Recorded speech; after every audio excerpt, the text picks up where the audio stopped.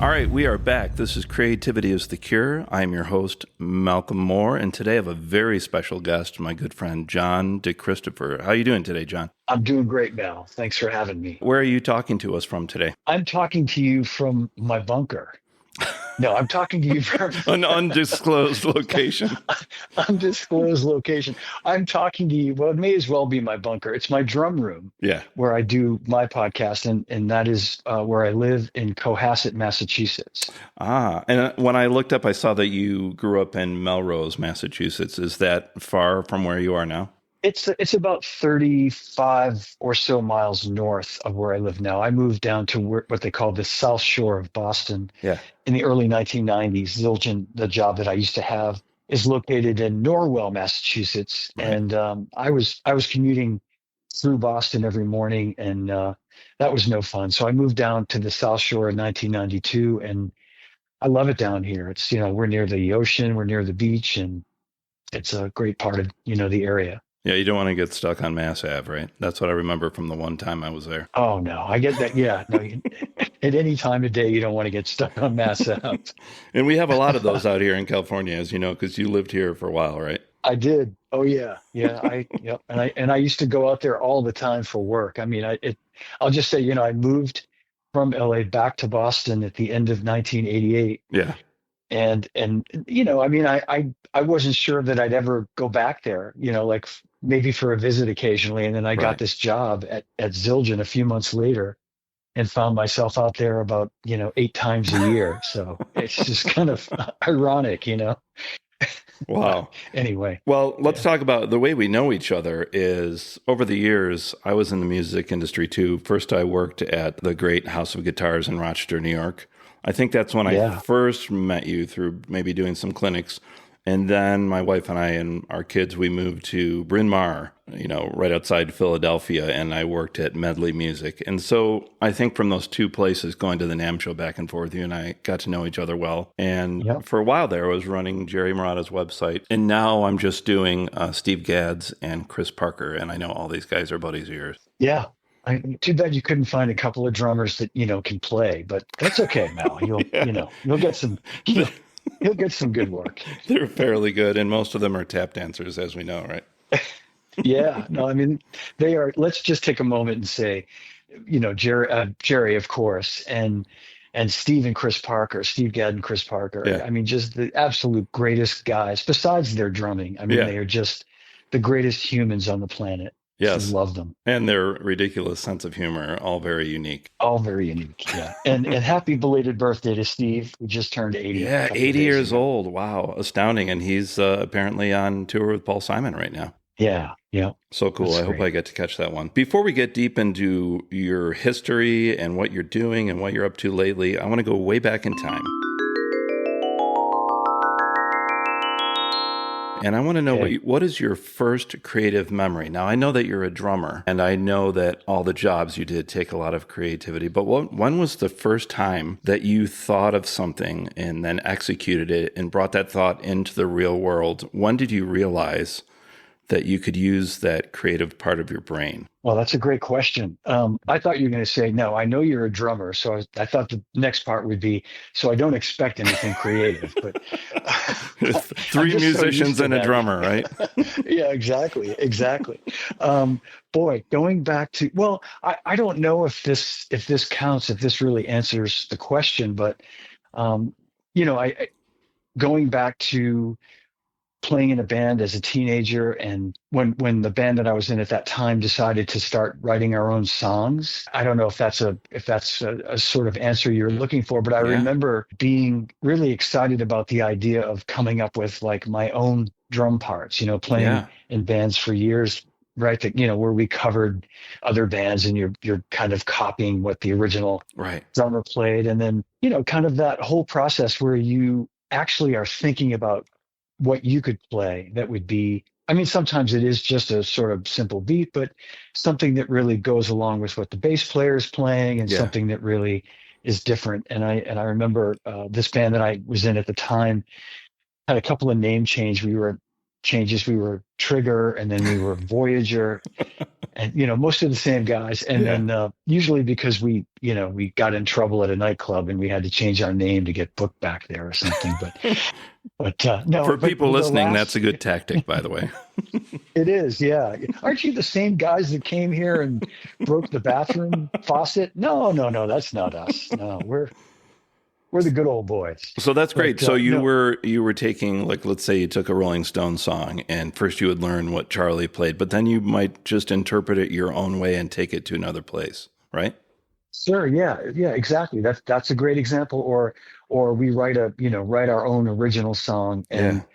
and it's an opportunity to kind of come up with a beat that could be in my own little mind something unique like what Charlie might play or Yeah. one of my heroes. Something Yeah, to give it momentum. exactly. Yeah. How about your parents? Are they still around? No, no, unfortunately, no, they're not. Tell me a little bit about what they were like and what they did. Sure, absolutely.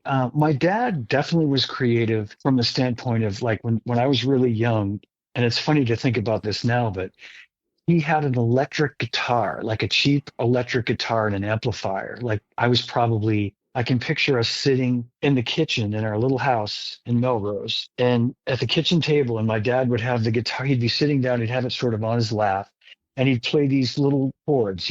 And I remember the sound of that guitar through the amplifier, and I think he even had like a tremolo or some sort of I don't know if it was a whammy bar, but I can hear the sound of it sounding like that 60s almost surf guitar Yeah, sound. You know like what a I mean? Dick Like Dale that. type of thing. Yeah, yeah.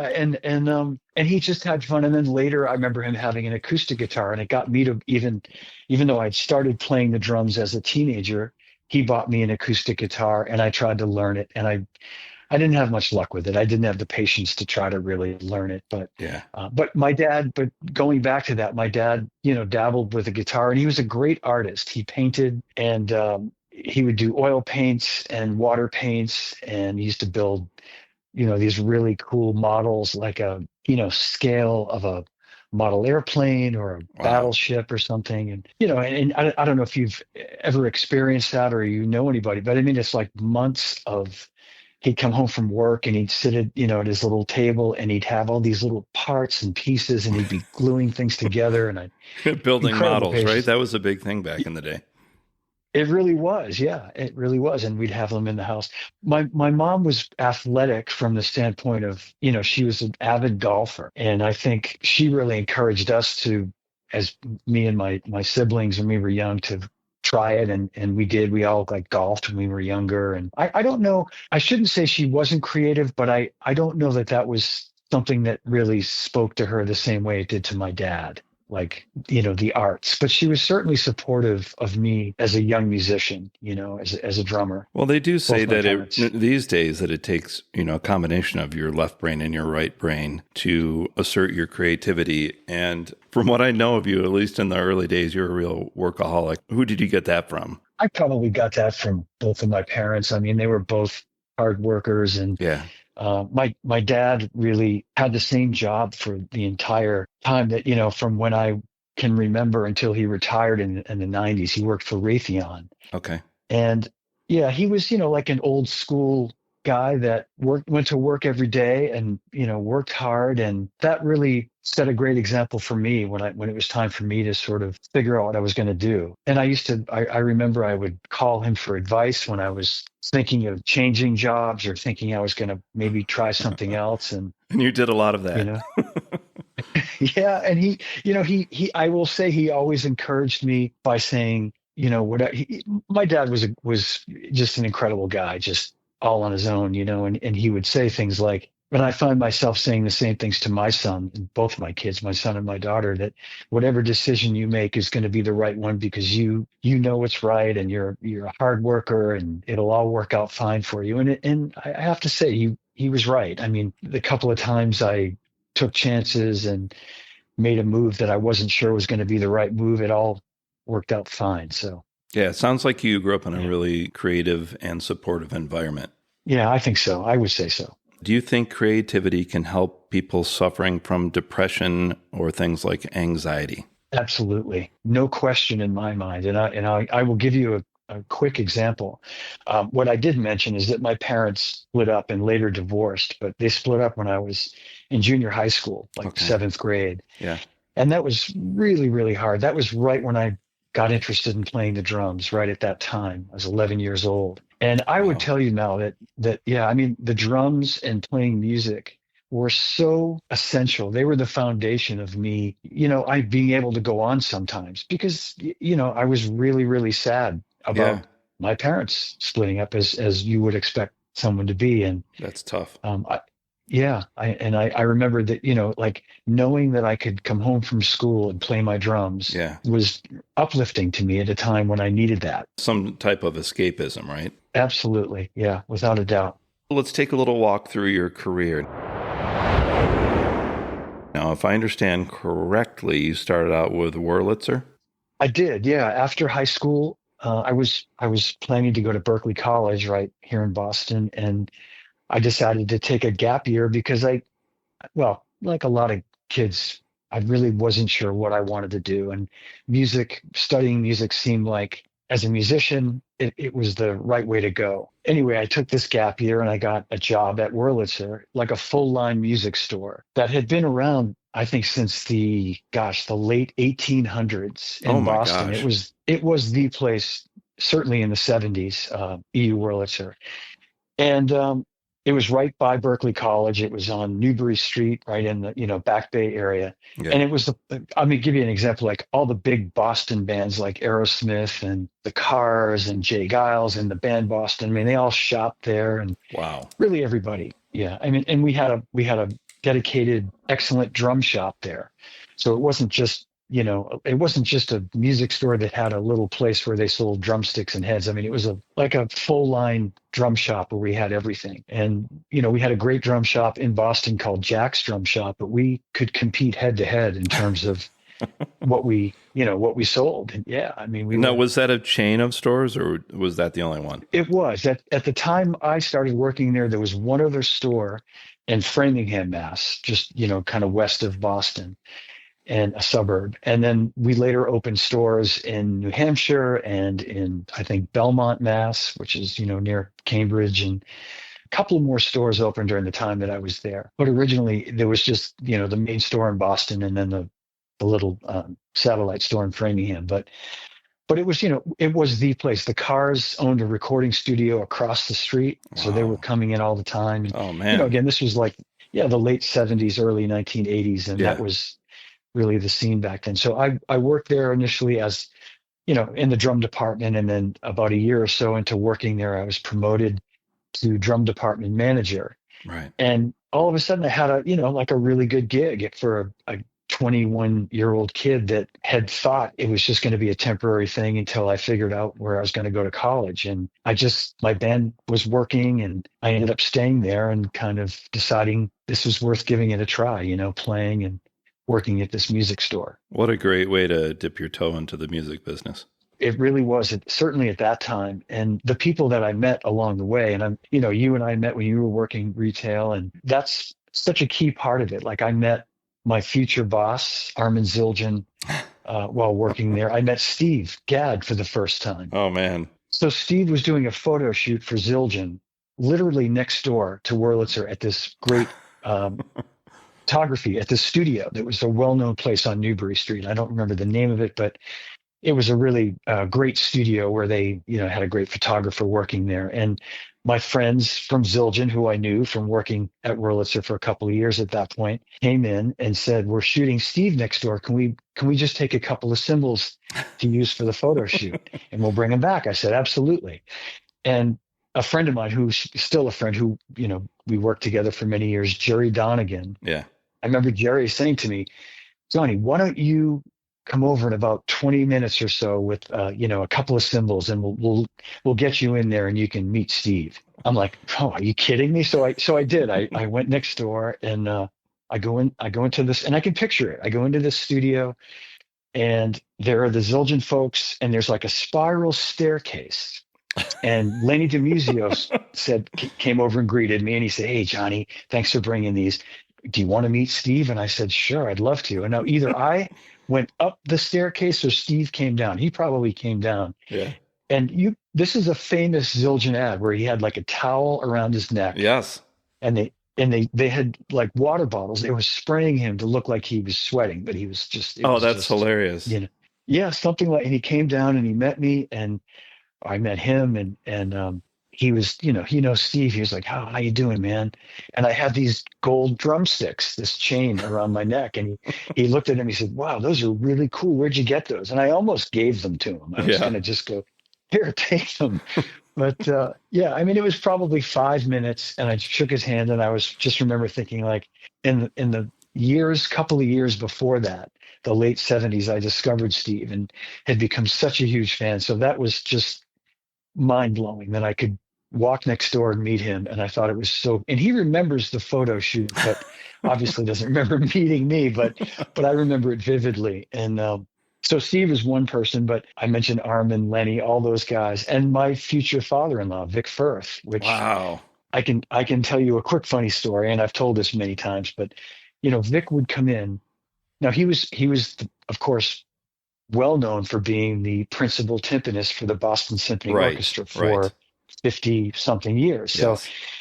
the drumstick business came much later. That was just something he dabbled in for a while that just became a huge thing. But, he was at the time a legendary timpanist. And, you'd see him in the newspapers, you'd see him in the news and, in Boston because he was just so famous. So anyway, he was making at that time really mallets and like orchestral drumsticks, not really drum set sticks at the time. This was like the late '70s, early 1980s.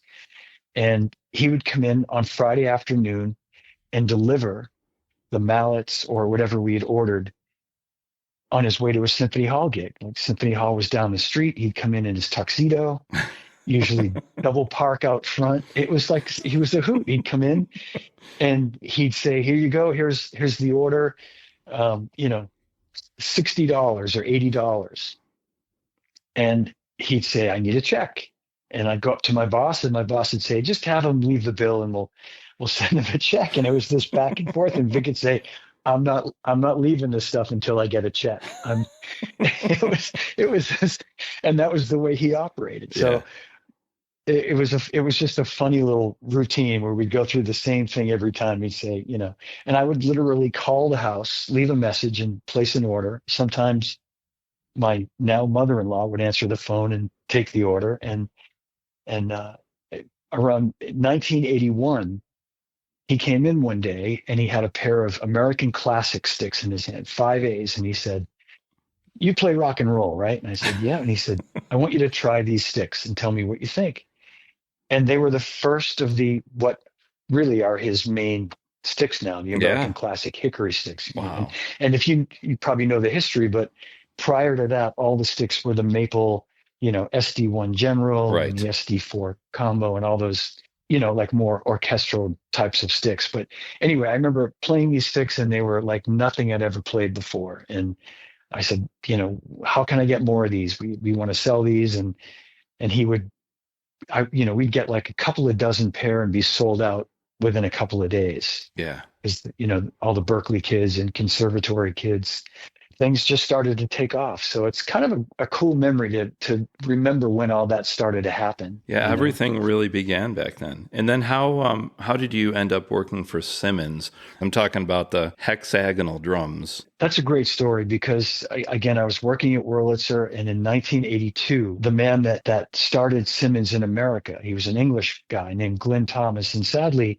he just passed away recently, just a few weeks ago, sadly. And he was a friend right up until the end. But in 1982, we had bought the first Simmons SDS-5, which, as you say, was the first electronic drum set. Are these the ones that had faces on the bottom like heads? Yes, you could get them. You could order them specially that way. That was crazy. They were, yeah, they had all these custom modifications that you could do. And we just basically bought the straight. Remember, it was a black pads. They had, right. I think, black and white and maybe red at the time, but they were the hard surface too. They were remember him explaining that the surface was the same material that the the British bobbies, the English bobbies used for their riot gear. So it was like indestructible was how he described Yeah. it.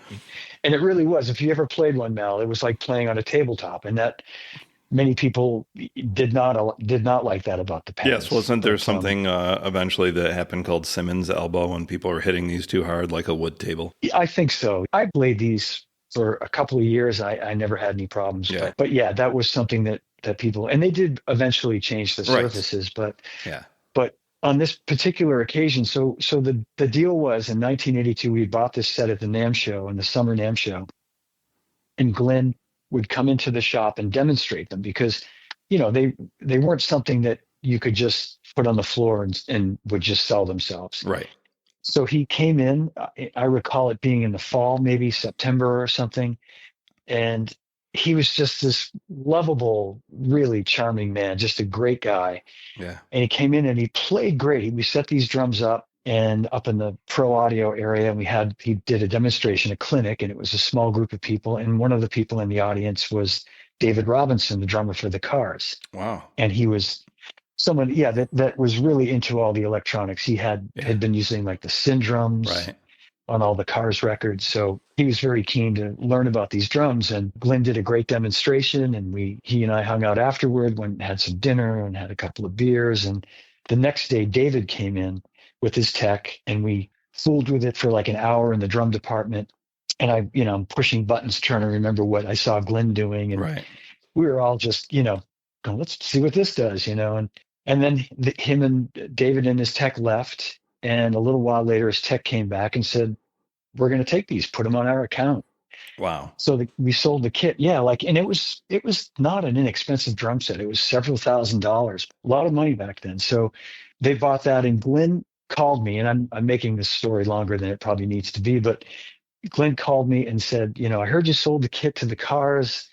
How about ordering another one, which I did. And we started selling those drums. We were the first store in Boston. And I was very proud of that we were the first ones, because not long after, within 6 months, certainly within a year, they took off, and all the shops in town wanted them. And we were sort of like, if they didn't have them in stock, we'd get the priority. And he was very loyal to, with regards to that. Fast forward a little bit to 1985, and I'm ready to make a change in my life and move out to LA and pursue music and my drumming. And I thought, well, I'm not going to go out to LA and think that I'm going to be the next Vinnie Colaiuta or Rick Marotta by any stretch. So I thought, well, who would I want to work for? Without a doubt, I was playing Simmons drums at the time, and I'd become very close with Glenn and some of the guys that worked there. And I said to Glenn one time in a phone call, would there be any possibility of working there if I were to come out there? And he said, I'm sure we could figure something out if you were to come out here or something. It was a very general, we're very busy, and I'm sure we could figure something out. And Right. And then when I really decided I was going to do it, I kind of made that decision. I called him again, and I said, okay, I'm really serious about this. I'm going to come out there probably next month. And he said, you come out here and I'll have something for you. Wow. And yeah, and true to his word, I got out there, and he immediately within a couple of days of being there, I went up to see him, and he wanted me to start immediately. And I started off working like in artist relations, and kind of doing tech support over the phone, because Right. I had an STS-7 and I could answer questions that people had enough so I could walk somebody through. And you were a drummer, something. so everybody was probably really comfortable talking to you too. Yeah, exactly. And that I just remember the first couple of weeks working there, it was crazy because I met so many people. Right. Like heroes that I couldn't believe it. It was in Calabasas, which was just north of LA, beautiful little town. And all these drummers that lived in the valley were, well, LA. So Yeah. you know where that is. And, I met Vinnie Colaiuta and Danny Serafin and Chester Thompson. And I've J.R. got to ask Robinson. you a question, because as a young drummer, there's probably nobody who made a bigger influence on me than Bill Bruford, especially when I was younger. Did you ever get to meet him? Because I know that he was really into the Simmons for, a couple decades. He sure was. That's an excellent question, Mel. And I will tell you the answer. Yes. Very, very soon after working there, Bill Bruford happened to do a clinic at West LA Music on a Saturday. And I remember this. It was my first time going to West LA. And West LA Music, that is.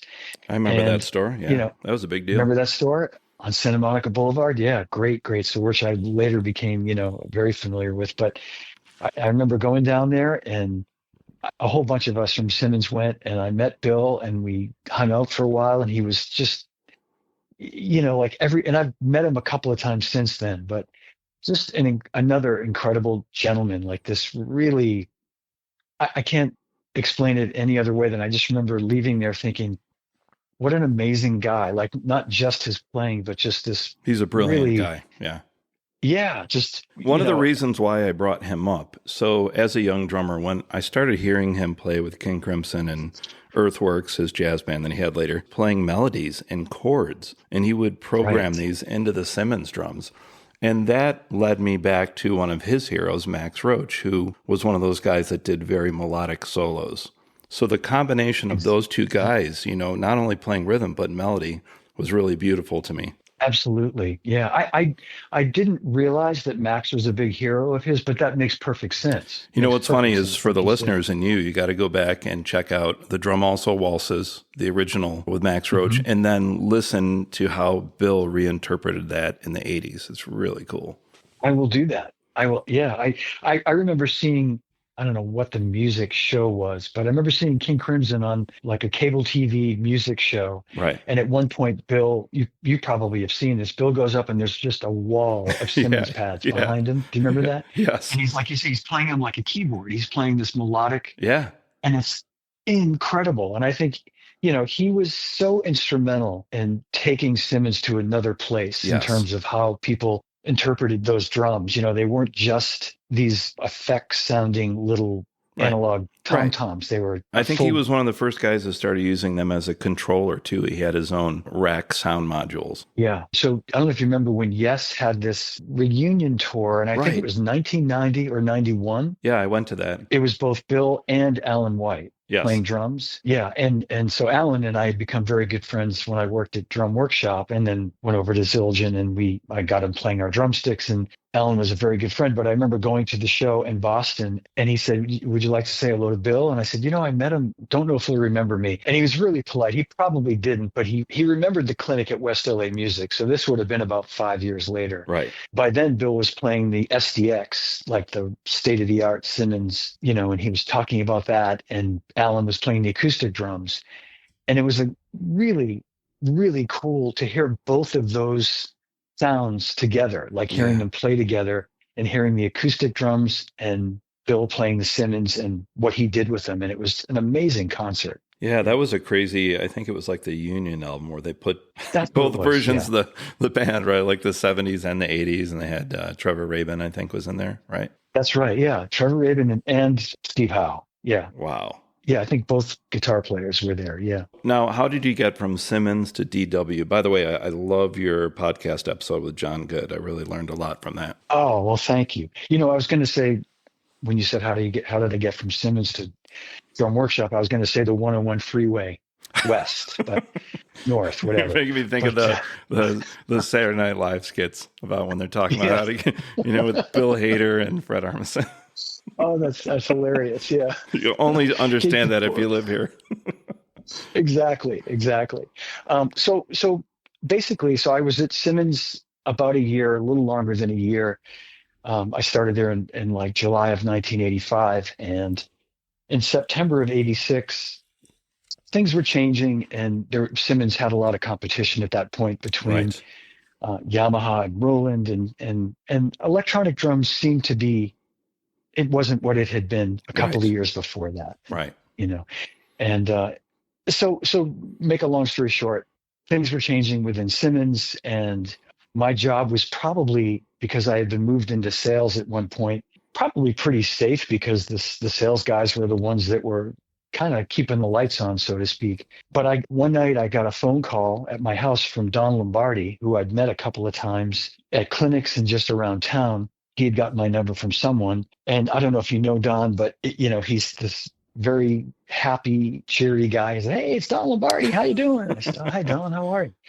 And he proceeded to tell me that, my name had come up because he is looking for someone who could run their sales department and, do artist relations and wear, a few hats as he prepares to launch DW drums, like officially. Yeah. This was like the fall of 1986, and he was looking to do this Well, launch in at that January of point, 87. am I correct in remembering before they went into drums, it was just drum pedals, right? Because I remember those. That's right. Just the pedals and hi-hat stands. They hadn't even really, before I started working there, he hadn't even really started making cymbal stands yet. I remember getting the first prototype cymbal stands. So he was Wow. really just in the bass drum pedal business, and to a lesser degree the hi-hat stand business. And that was Yeah. his. But he made, and you saw this in John Good's episode on my podcast, where they were making drums as sort of custom one-off special orders, but they weren't really a drum company yet.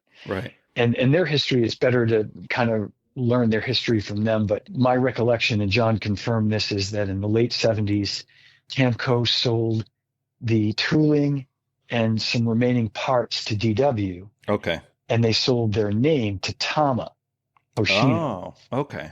So Camco, the name Camco, is owned by Tama Drums Hoshino, Interesting. the parent company.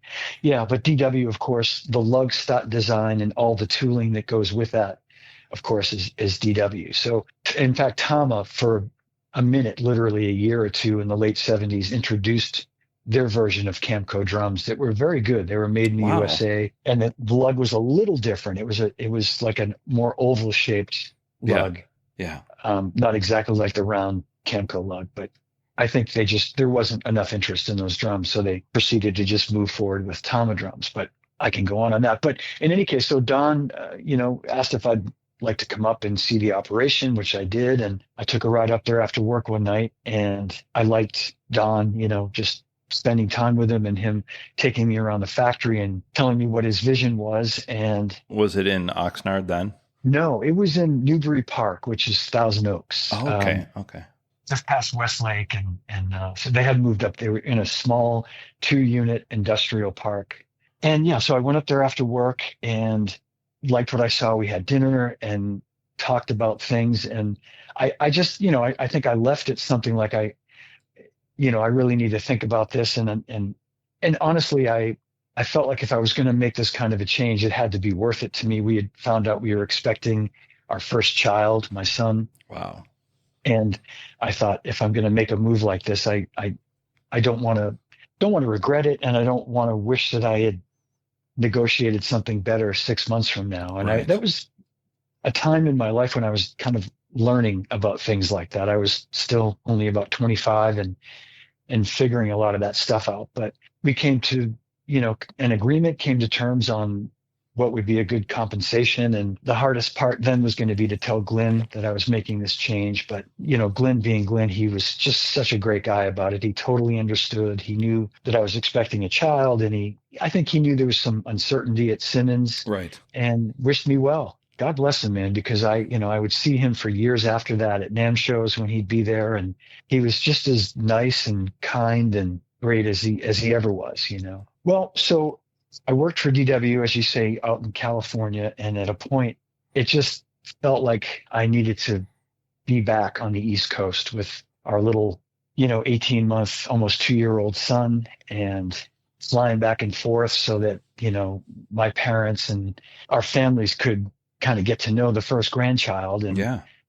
and I knew that was going to be hard. I knew it was going to be hard living out there and having a child and not, only being able to have him see or have them see him at, certain times a year. So made the decision. And again, that was a hard decision to move back east. But thanks to Don, he allowed me to do it working for DW still, not having to start over when I got to the East Coast. So basically, when I moved out there at the end of 1988, I was DW's East Coast office, working out of my home office. And I was kind of doing a lot of the same stuff I was doing in California, except from Remotely. the East Coast, Yeah. remotely. A lot of it was done by telephone. Difference this time is I could drive into Boston easy enough, or down to New York and visit dealers in person, which I couldn't do when I worked in California.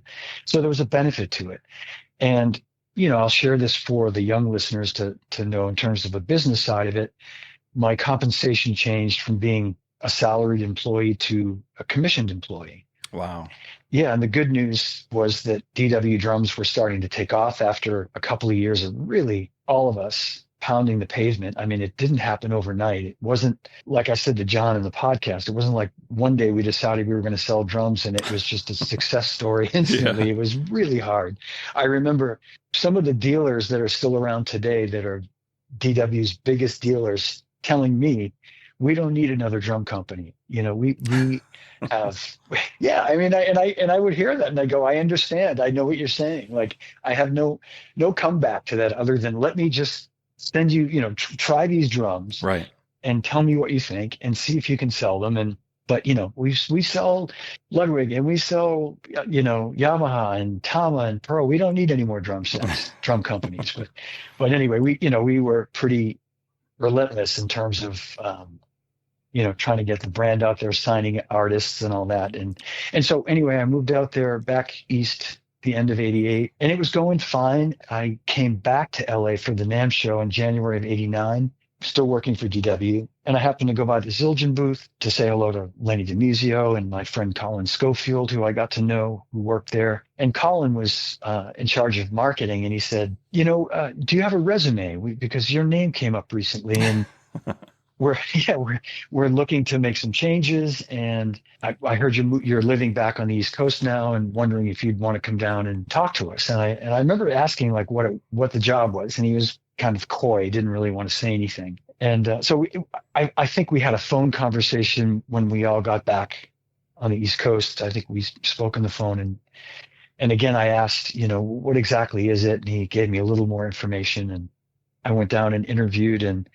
I'd never been to Zildjian, which is just kind of funny because I grew up 30 something miles away and Yeah, that's all crazy. those years, I know, working at Wurlitzer, and they had extended the invitation down there several times, but I just never made it down there. And I went in for the interview and I liked, the operation and I liked everybody there and knew many of the people already and got a sense for what the job was, which was going to be artist relations. Lenny DiMuzio, who, was a legend, had done that job forever and continued to do it, but he was moving toward education, and Zildjian really wanted to sort of, beef up that part of the business. And they were looking for someone who had experience in artist relations, which I had at that point. So, I seemed to be a worthy candidate, at least, to come down and have an interview. And I did. And I was invited back to come down and meet with Armin Zildjian. Wow. And yeah, and that was That's a big deal. great. I'd met Armin a couple of times, and I knew that I had to have his blessing, for this to work. And right. I remember sitting in his office, and Lenny was there, and Lenny was kind of smiling and, giving me the kind of thumbs up. And and it was a great, Armin was asking me if I knew, Peter Erskine, or if I knew Steve Gadd, or if I knew this guy or that guy. And he was asking a lot of the right questions. And I'll just share this funny thing. I remember this like it was yesterday. And his daughter, Craigie Zildjian, who of course now runs the company, Mm-hmm. who later became my boss, she was in the meeting as well. And she had my resume and she was kind of marking it up and asking questions. And she said something like, well, it looks like you've moved around a lot. You worked for Simmons and then you went over to DW and now you're back here on the East Coast. And how do we know you're not going to leave here in a couple of years and move around? Yeah. And it was a good question. It was the right question to ask. And Armin said, Craigie, for crying out loud, I like this guy. Just hire him and give him whatever he wants. You couldn't get a better stamp of approval than that. No, I couldn't. And I had to kind of keep a straight face because I didn't want to blow it and just kind of, burst out laughing. But her and I laughed about that years later. But he was so great to me. And, another mentor like Glenn and like Don, and like my own dad, just an incredible guy, Wow. I found an article you wrote for Modern Drummer maybe at least 10 years ago, and you said you end up leaving the music industry because it had been changing. What were the changes that made you decide to leave that industry and go into other things? Well, first and foremost, probably auto-tune. No. No, I think you mean drop. Beat Detective, right? Yeah. Well, I think, to be fair, I mean, it was changes, everywhere, not just Zildjian. It became more and more difficult to do the kind of work that I had been accustomed to doing, and Right. which I felt was my best work. The industry changed to, I would say that the drum industry, probably the entire music industry, and when I say that, I'm speaking about the business that I came from, which is the instrument manufacturing side of it. Right. That business is not growing, and I think one could make the case that it's shrinking. Right. More and more kids are opting to do other things than play instruments like when we were kids. Right. And, that obviously has an effect on all these companies. And so the result of that, Mal, is that you see companies start to tighten their budgets, and Right. things that you could do before tend to be taken off the balance sheet. There's no longer the money to do this or the money to do that. I think of some of the things we used to do at NAMM shows, some of the, like, Groove yeah, night. Groove Night, Groove Oh All man. Stars, things like that. And Zildjian was a big sponsor of that. We'd kick in a lot of dough to Right. help Right. defer the cost of that, and because it was such a great event for the entire industry, and I could bring dealers, or I could bring artists. I could, I'd have 10 or 15 passes, and it would be a way for me to take a bunch of drummers out for the night to this great show, and it was a blast. Yeah. So my point is that things like that were becoming, less and less part of what we did in the industry. And I could see it going in a direction Right. that I knew it wasn't going to go back. And a lot of this stuff started to happen after 2008, when, when the whole economy just kind of went off a cliff, and we Yep. we all sort of clawed back, for a year or two, and things started to kind of come back to normal. But what generally happens in those situations is, in any situation, if you have, $100 to work with, and then because of something that happens, they cut it down to $80. Right. When things get back to normal, you're probably only going to have $80. You're not Right. going to have your $100 again. Right. And I, again, I certainly don't want to put this all on Zildjian, but I found that those battles that I used to be able to win, I couldn't win anymore. And it Yeah. was just becoming harder for me to do the best work I could. So, Yeah. I mean, for good or bad, it has definitely changed significantly. yeah. So, right around, you were just saying 2008, let's go 3 years before that. How did Mission from Gadd, how did that materialize? That was one of the coolest things I ever saw you do. Well, thank you. I've been wanting to acknowledge that, here we are now in April of 2025, that it's exactly 20 years ago when we did that, That's crazy. which is so hard to believe. I know. I And we were remember you celebrating emailing Steve's. me photos of the bus like it Yeah. was yesterday. Isn't that crazy? Yeah. I know. Yeah. And we were celebrating Steve's 60th birthday at, Oh my at the God. time, which That's- is just so funny to think about that. So, who came up But, with the idea and how did it materialize? Well, I came up with the idea, and I'd been talking with Steve to do this clinic tour. It was many, many months of not only the preparation for the tour, but backing up months before that of just trying to get him to agree to do it. And I mean, we were talking about it in 2003 when we paid tribute to him for the American Drummers Achievement Awards. And Right. that was that show that I produced at Berkeley. And Oh, that's a great that- DVD. I still have it. that was a high point in my career. And that was really the beginning of Steve and I really getting close. I mean, we were in regular contact as I planned that show, and he helped connect the dots with getting James Taylor and Paul Right. Simon there, and James's band. But anyway, I was saying to him, Steve, it'd be so great if we could go out there and get you back out doing clinics. People are always asking. And so, a whole year went by, really. 2004, we came out with the session series, Line of Symbols. Right. And I remember saying to him, again, we could really promote these if we could do a clinic tour. And I said, we could get a van, you and me, maybe one other person, maybe Joe Testa, I don't know, but we'll get a van and we'll take the same drum set. Because one of his concerns, or, I remember him saying, well, man, it's just so hard to get comfortable to go play a different drum set every day. And, Right. I like to be comfortable with it. And I said, I totally get it. What if we did that? What if we took the drum set with us in a van and we just drive up the West Coast? We start in San Diego, we finish in like Seattle or something. And we hit a bunch of just drum shops, not music stores, but independent drum shops, 5-star drum shops. Yeah. And he loved that idea. He loved the idea of going to drum shops. I think I've run Steve's website for like more than 25 years.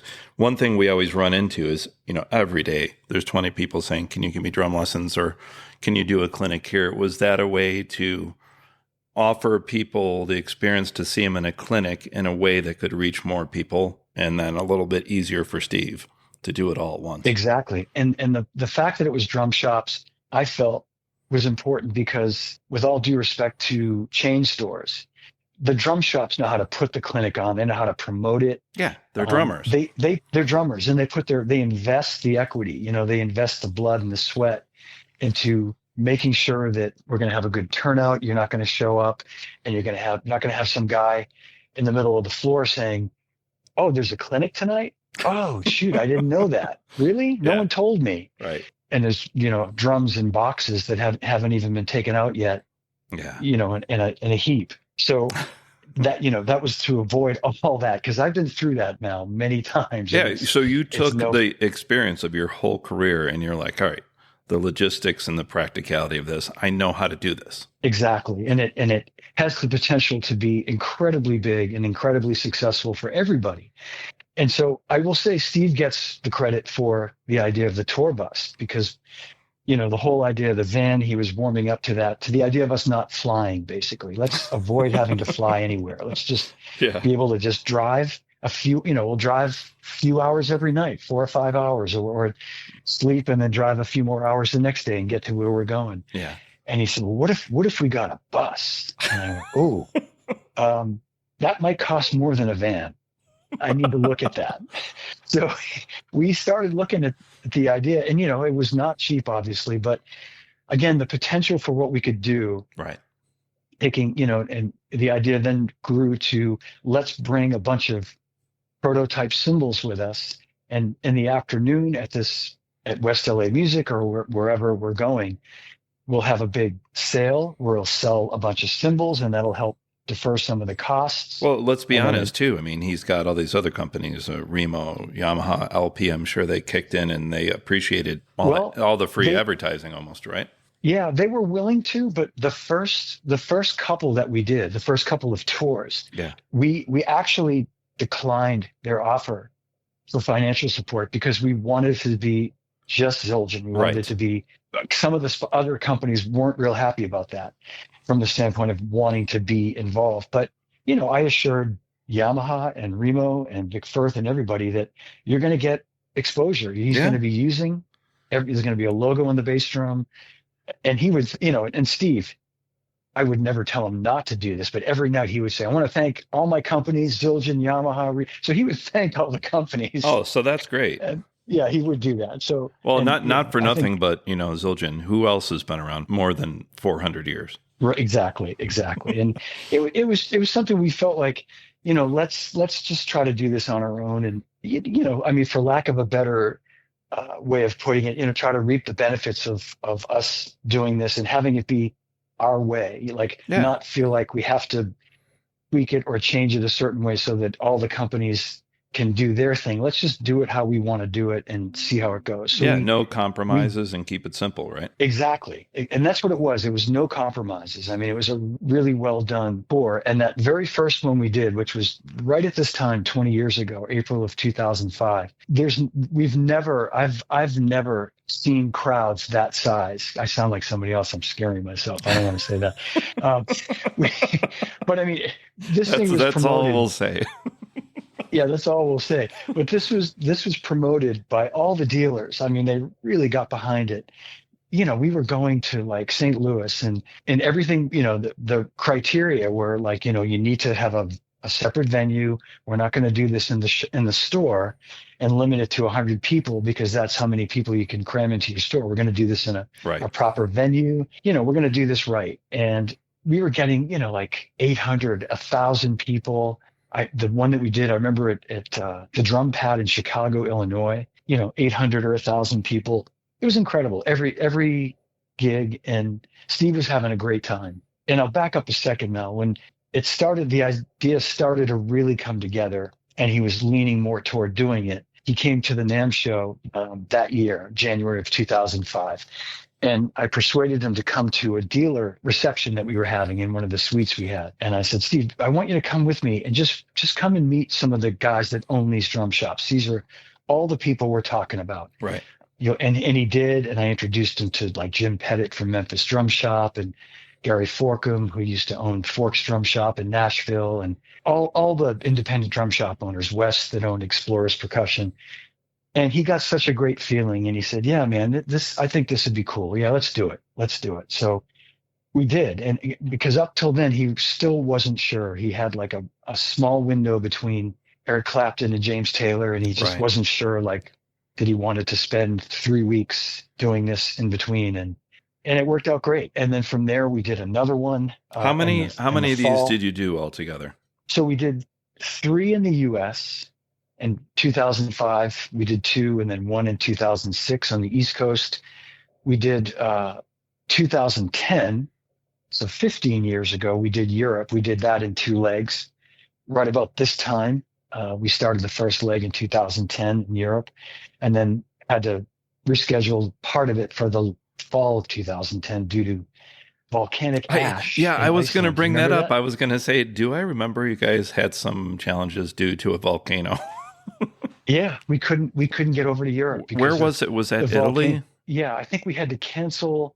We managed to get to Italy and Germany at the beginning of it, but I think we couldn't go to Scotland or Ireland or some of these other places until the fall. I think we couldn't get flights over there. I remember flying into Amsterdam, and then from there we proceeded to Holland and the Netherlands, and then Holland, and then from there I think we went to Germany, Italy, Spain. So here you are, you're John DeChristopher. You're meticulously planning every single thing that you need to know about, and then a volcano erupts. Yeah, literally. We were, my wife and I were watching the news one morning, the day that I was leaving, and they were talking about all the flights that had been grounded. We'd heard something about this, and I really didn't pay much attention to it. And then that day, they were talking about all the flights, and I had an email from my travel agent saying, give me a call because we got some problems. And I think we had to cancel the first 2 or 3 dates, and he was able to get me on a flight so that we could resume the tour like the 4th day in. And that was, I think, in Holland or Amsterdam or someplace. Was that the last tour? And then there was one in South America in 2011. Wow. I actually didn't know about that one. Wow. Yeah, that was just a few dates in Brazil and Argentina and I think Chile. Wow. Yeah. And most importantly, I've heard a rumor. Is this true that Steve Gadd likes to juggle salt? He would do that. Yes. So, Steve. I mean, the best part, I mean, it goes without saying that being with him during the day, during the night, watching him play every night from 5 feet away. I mean, incredible. But spending time on the bus and watching him juggle salt was, I mean, it was some of the funniest stuff. There is somewhere there's a video of it. I don't know if you posted it, but it's hilarious. It is. I've seen it. I think I don't think I've posted it though, but it's hilarious. Yeah. Yeah. And then he's got, what was the video too he did when he used to be a drummer, but now he's selling pizza? Yes. Well, I'll tell you how that came about. So these 2 young guys from Italy, Alessandro Lombardi, I think his name is, and James Payne. I remember their names, and they called themselves the Drum Brothers. And they were a couple of young Berkeley students, really good guys. Good. I don't want to say good kids, but good. I met them many, many years ago when they were at Berkeley, and I'd see them when I'd go up there for stuff. And they had approached me. They came to Zildjian one day, and they had a podcast or something, and they interviewed me. And they said, "We'd love to get Steve Gadd. Is it possible?" And I said, "Well, I can ask. Everybody wants Steve, and if there's ever a time that he's in Italy maybe, and could work out or something. So it turns out he's in Italy with James Taylor, and I was still working at Zildjian at the time, so Yeah. this would have been 2010 or 11 or 12, and Wow. it turns out I guess he was in Milan, which is where they live, and I coordinated with Steve and with them for him to do this, and I came up with the idea of, I said, guys, you got to make this a little more interesting than just having Steve play 50 Ways to Leave Your Lover. So I knew Steve would love this. I said, how about you have him show up, knocking on the door, delivering a pizza, and then he sees you guys. I played director because I knew this would totally tick the boxes for Steve. This is right in his wheelhouse. Most people don't know he's got such a terrific sense of humor. So go on. Yeah. So I said, and they were kind of like going, what, really? Huh? And I said, no, trust me. He shows up and he knocks on the door. He's got a pizza and he's saying, hey, I'm the pizza guy. And, oh, you guys are drummers? Hey, I used to play the drums. I think I remember a few things. And my idea was he'd sit down and start playing, something like late in the evening or something he played with Chick. And he did a little, little audible on his own when he got there. But you saw the thing. He knocks on the door. Hey, pizza guy. I used to be a drummer. And I teach private drum lessons out here, and it's hard enough to teach the kids how to play 50 Ways to Leave Your Lover, but to be able to sing a song in a different time signature at the same time. Oh my God. I know. That's the genius of that little bit, is that he's playing that and singing that. I think that gets lost on some people. It's almost like something you'd see Ricky Gervais do. It's just brilliant. Yeah. I was very proud of that, because Steve, and Steve, when later said something to me, he said, how did you like that? Did you think it was funny? And I'm like, are you kidding me? I just laughed for 5 minutes solid until my stomach hurt. Like, God. Yeah. Well, let's take a second to talk about your awesome podcast, Live from My Drum Room, where no drummers are harmed on any show. Did that start as a blog and then turn into a podcast? What's the history of your podcast? Well, I think I might have used that little tagline years before, just to think it was cute. But I did have a blog years ago, but it was really unrelated to this. This I started 5 years ago, no surprise, when a lot of us were just looking for something to do. Yeah. And I had watched and heard enough podcasts to kind of get an idea of what people do and what they talk about. And I felt like, if nothing else, it could be a fun thing to, kind of record and document some of these drummers like Steve and Rick Marotta, that have certainly been documented by other people, but by someone who knows them and can maybe get a little more inside. Right. And different stories. And different stories, exactly.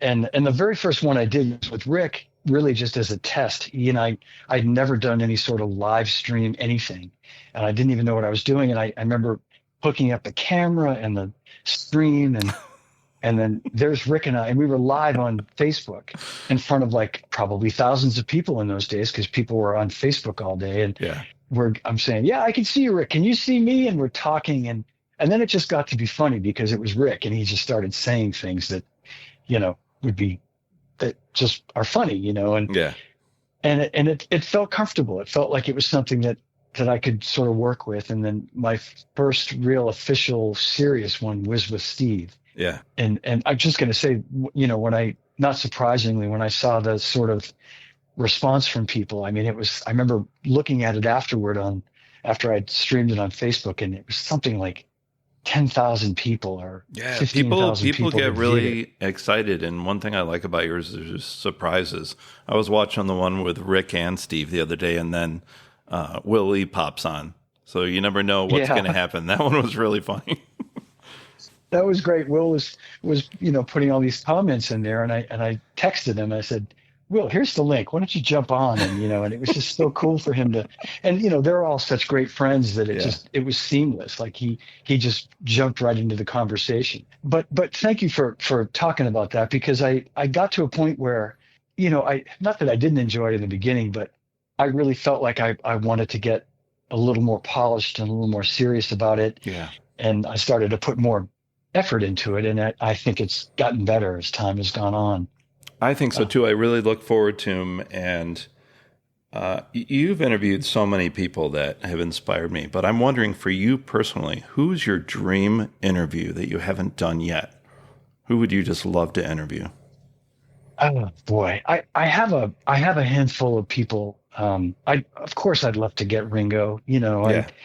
I never bother Greg Bissonette about it because that's just a no-no. You don't Greg knows that if he's going to continue to be Ringo's drummer, the last thing he should ever do is say, "Hey Ringo, John, well, he's got this podcast." And so I'm hopeful that I could eventually sort of break through and Yeah. through maybe his manager, who I know a little bit. But Ringo would be a dream. Yeah. I'm trying to think of there are a few other Let me ask you, what great about, drummers. who I would love to see you interview is singers who a lot of people don't know are great drummers, like Paul McCartney or Stevie Wonder. I mean, those are two, or Lenny Kravitz, people that are known for one thing, but maybe you and I know they're also really good drummers. They're those people who can play all the instruments on a track. That's a great idea. I hadn't thought of that. And Stevie Wonder, my God. Man, his hi-hat Yeah. work is ridiculous. I'm a huge fan of Stevie Wonder's drumming, of everything, but yeah, of his drumming, and certainly of Paul McCartney too. And Well, think about Paul when he did that first album, and he was one of the drum tracks. I think he was playing on couch cushions. Just the innovation of these guys. yeah, absolutely. Well, I'd been trying to get Russ Kunkel for some time, Oh, and wow, Russ, that would be great.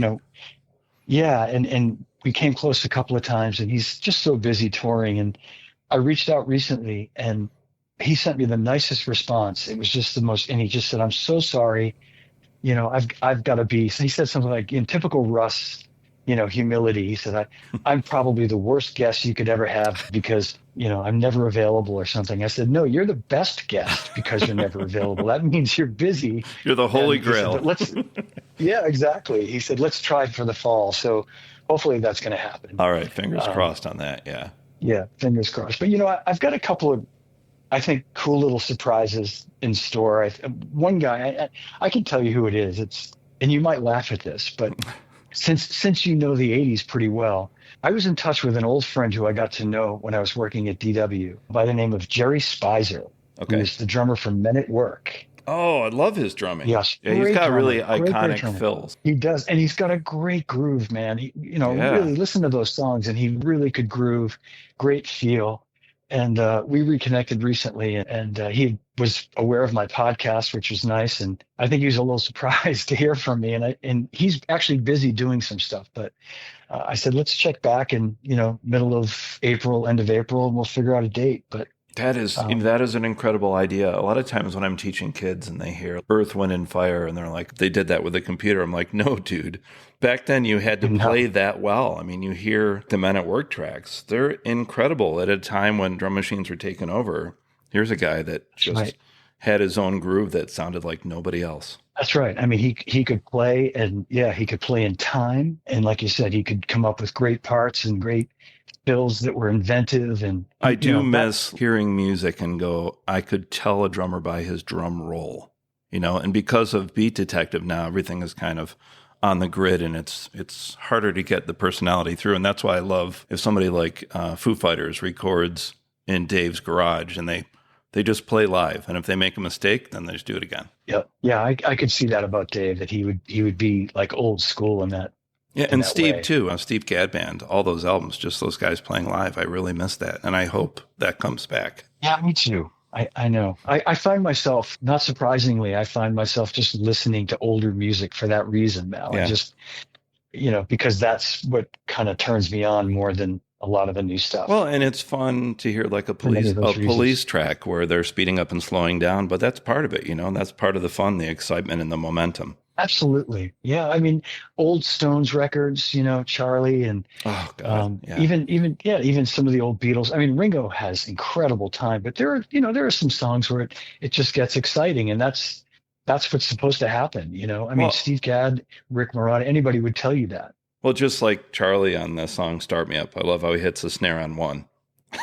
Yeah. I remember when I first heard that, I was like, whoa, that's pretty cool. There are so many like examples of stuff like that with him. That's a great example. That's because that was a big hit song. But so many things I realized later. Like I listened to him when I first started playing. He was the first drummer that I really, really listened to and tried to learn by because I didn't take drum lessons. And I'd hear him do things that I just thought were normal. And later realized, oh, that isn't really right. Like Start Me Up is a good example of like, the way he comes in there. Yeah. But when you're a kid, you sort of memorize things and you think, okay, I'll just memorize this and I'll play the snare on one, Or how about his there's thing a where live. when he's doing the hi-hat, he doesn't hit the hi-hat when he hits the snare. I remember seeing Yeah, Steve Jordan doing that, getting the idea from him. exactly. And that's something he did that later. I mean, it was in the 60s and 70s, he was still playing, he'd play like eighth notes on the hi-hat all the way through. And Right. at some point he started to do that lift. But there's like a live version. If you ever get a chance to listen, there's a live version from 1969 of the Stones on the Get Your Yeah-Yeahs Out album, playing the song, Chuck Berry song, Little Queenie. Yeah. In the intro, he's playing the beat backwards. He's playing the snare on the one and the three. Almost like a reggae thing. Yeah. And when I learned that song as an 11-year-old kid, and I thought that's how it went because I just would play along to the record. And I realize now that a lot of times he couldn't hear Keith's and he'd get turned around on the beat. Or Keith would turn the beat around. But you hear him, I think when Mick comes in singing, give it a listen. It's Little Queenie, Get Your Yeah-Yeahs Up. When Mick starts singing, Charlie, I think, waits, and then he realizes where the beat is and comes back on 2 and 4. But I had no idea at the time that was a mistake. You were thinking he was taking his artistic license. Yeah. My favorite Stones track has always been Ventilator Blues, which a lot of people don't know, but man, I love the groove on that one. Me too. Oh my God. That whole album, Exile on Main Street, my favorite Stones record. There's so many great tracks, like hidden, like album tracks like that. Yeah. Ventilator Blues, though, that's one that's just got so much attitude and grease and mojo and like. Way behind the beat. Yeah. It's so cool. Yeah. The sound of his snare drum on that song too is just great. So great. All right. Steve Gadd said once, I believe in a higher power. And what I've learned is that spirituality is a lot different to just religion. So I hope that spirituality enters into my playing, although it's not because that's what I decide to do right before I play as much as hopefully that's the way I'm trying to live my life. And the playing is an extension of that. I think that sounds just like Steve to me, that he's not making a religious statement necessarily. Yeah. I think he's I would use the word, Zen, that he's just channeling some kind of spiritual thing, power that comes into his aura as he's creating, as he's playing. I mean, does that make sense? He almost makes me think of that Keith Richards quote when he thinks that we receive music like a radio transmission, that it's out there and we just pick it up. And when I see Steve, I think of that a lot. Yeah, I mean, as I've got to know Steve, I've realized that he's and Carol too, of course. That they're very spiritual.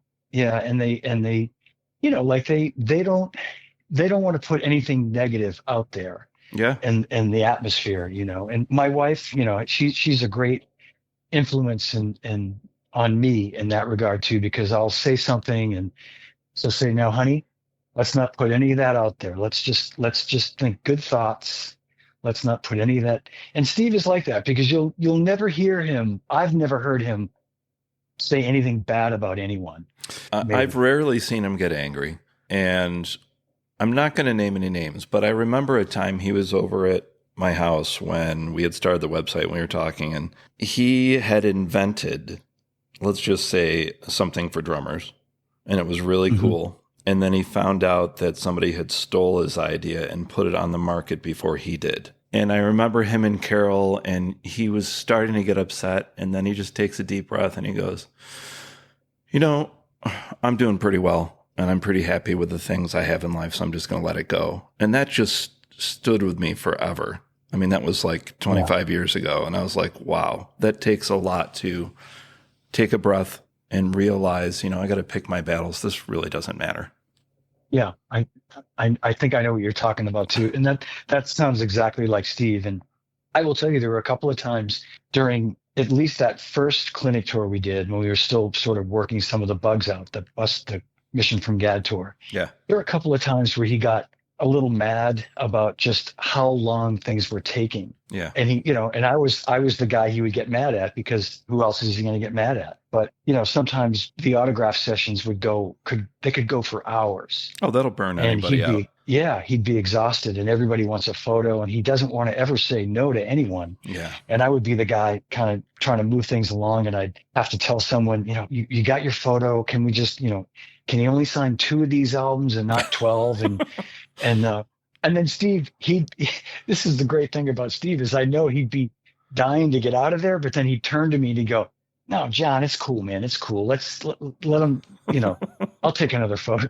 I'd be like, "You're going to kill me, Steve. You're killing me." Yeah. But I remember at one point he said to me, "Man, this trying to do this after the clinic is killing me, because, or going out to dinner after the clinic for 2 hours and then getting on the bus." He said, can we just not do that every night? And I said, "Yeah, I'll explain to the dealers that," because all the dealers wanted to take him out to dinner. They all wanted to go out afterward, and they'd make a reservation at a really nice restaurant, but it's like 9:00 at night, and we have a 7-hour ride ahead of us after that. So we would sort of pick and choose those situations, and I would be the one to go and say, "Guys, unfortunately, we can't join you tonight, but sorry about that.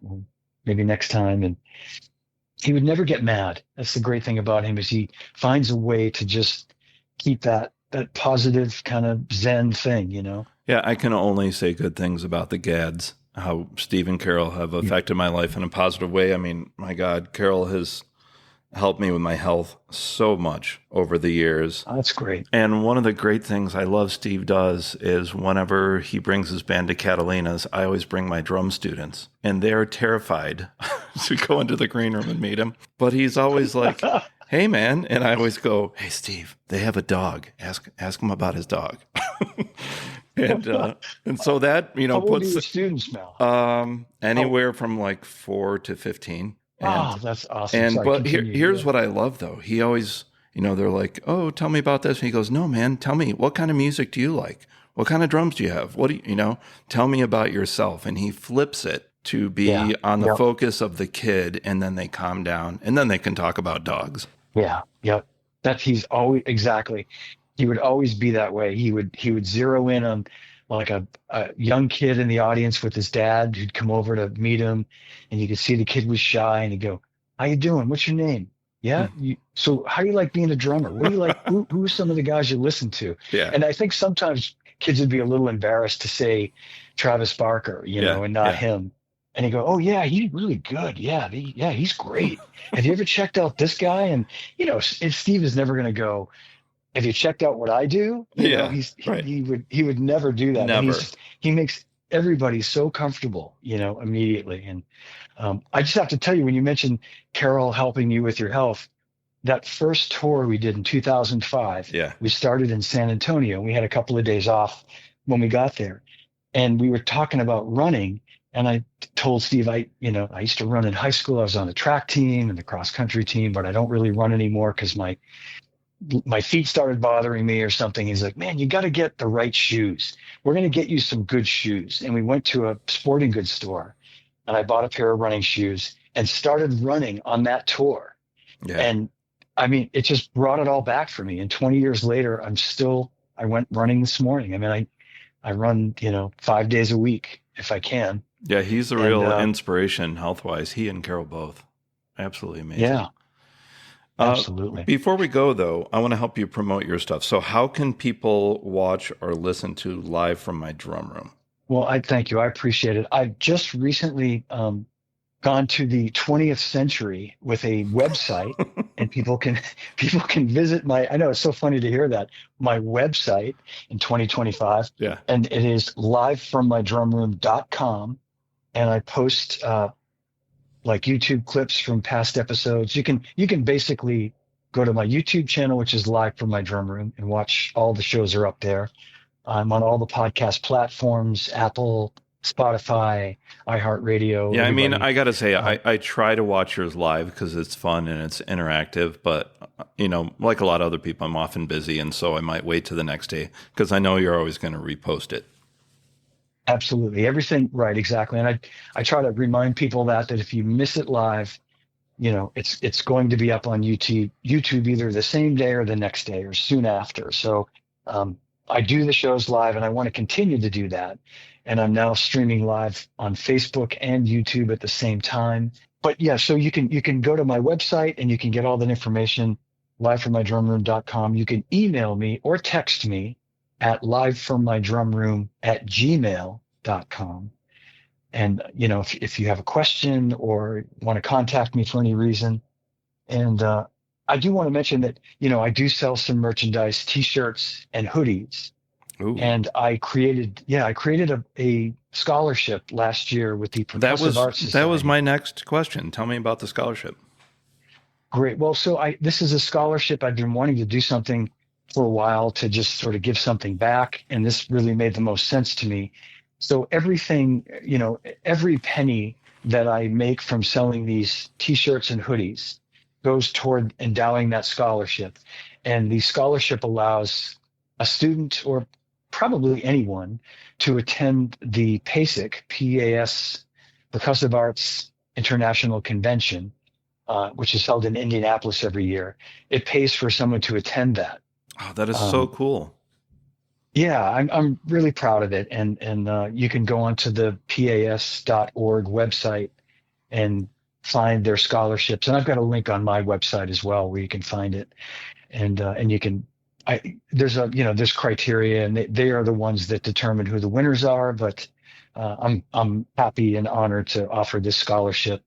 And as I say, the merch that I sell, it all goes toward that. So you buy a T-shirt, it's going to a great cause. That's incredible. At a Um, time when the yeah. world is uncertain, it's great that you're doing positive things. Well, thank you. I appreciate All that. right, last question. What Um, if I wanted to go see a band with a really good left-handed drummer, and the band is called Grand Theft Auto? When and where are they playing next? it's actually audio. It's a little play on words there. Grand It's Theft we Audio. Okay. Yeah, it's we steal music, not cars. That's our we're a classic rock cover band. And Malcolm, you could come see us in beautiful Lawrence, Massachusetts in just a couple of weeks, the first weekend of May. Okay. We will be playing at a new venue. But we play a few times a month, and it's great fun. One of the guys in the band I've known literally 50 years. I think I was 14 and he was 12 when we met. Yeah, it's just so funny that we played in bands for years after that, and then I got out of playing for about 20 years, and then I joined this band in 2014, so 11 years ago, and it's just fun, playing old Beatles and Stones and Who songs and having a great time. That's awesome. Tell me one of the songs that you guys play. What's one song that you just love playing with your band? Oh man, we play a bunch of great Who tunes. We play Bargain, and I really get to stretch in that one, from Who's Next. Yeah, yeah. Going Mobile. I mean, anything that Keith Moon played, drummers get to stretch. But even the simplest songs by the Beatles, where I'm pretty much just playing 2 and 4, are just so fun to play. The music's great. I'm with friends, and we're just getting to do something that I thought I would never get to do again. I thought once I sort of gave up playing and started working in the business, my days of playing in a band were behind me. And I never anticipated, in my 50s, getting back into playing again like I did back then. That sounds like a real blast. It is. And I'll just tell you, just speaking of Steve, he was really instrumental when I got back into playing, and literally every day checking in with me to see what I was working on that day. When I told him I would join this band, and I remember him lecturing me because I was trying to I was trying to play. You know what I mean? Steve, Yep. I was trying to play like I played when I was in my 20s, when I was pretty good. And I'm like, yeah, Steve, I just can't. My double stroke roll is sloppy, and it's my I feel like my playing is kind of rigid. And he's like, well, what are you doing? What are you doing to make it better? And I'm like, well, I'm sitting here and playing this song. She's like, well, man, you can't, it's not going to happen overnight, man. And he would like, he gets that way. He's Yeah. like, don't, yeah. He'd be like, yeah, just listen to me. Yeah. Work on the pad, play slow, just play everything really slow. Don't try to play fast. Yeah. And you'd be like, that's bullshit. Just don't try to do that. Just don't try to. And then he was right. He was like, he was like, just work at it and it'll come back to you. And he was right.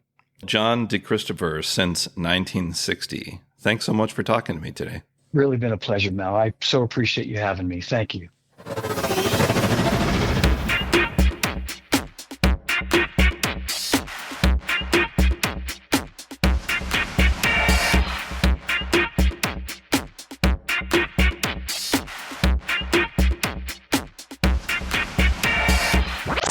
Peace.